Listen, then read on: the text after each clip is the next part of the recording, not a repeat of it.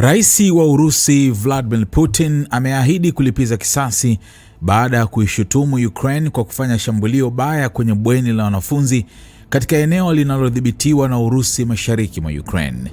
Kwa mujibu wa Putin, watu 6 waliuawa huku wengine 39 wakijeruhiwa baada ya shambulio hilo la usiku katika mji wa Starobilski katika mkoa wa Luhansk. Aidha, watu wengine 15 waliripotiwa kupotea kufuatia tukio hilo.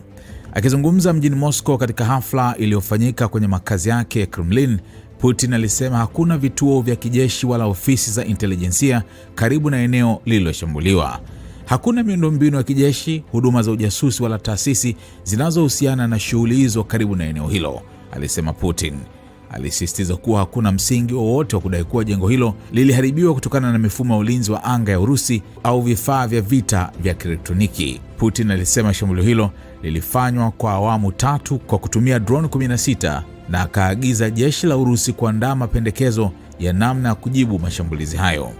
Vyombo vya habari vya serikali ya Urusi vilionyesha mmoja wa wanafunzi waliojeruhiwa, Diana Shovkun, mwenye umri wa miaka 19, ambaye alidaiwa kupata majeraha kichwani baada ya kugongwa na kipande cha zege kilichoanguka kufuatia mlipuko huo. Baadaye usiku wa Ijumaa, jeshi la Ukraine lilitangaza kuwa shambulio lake lililofanywa usiku lililenga makao makuu ya kikosi maalum cha drone cha Urusi kinachojulikana kama Rubicon kilichopo Starobilski.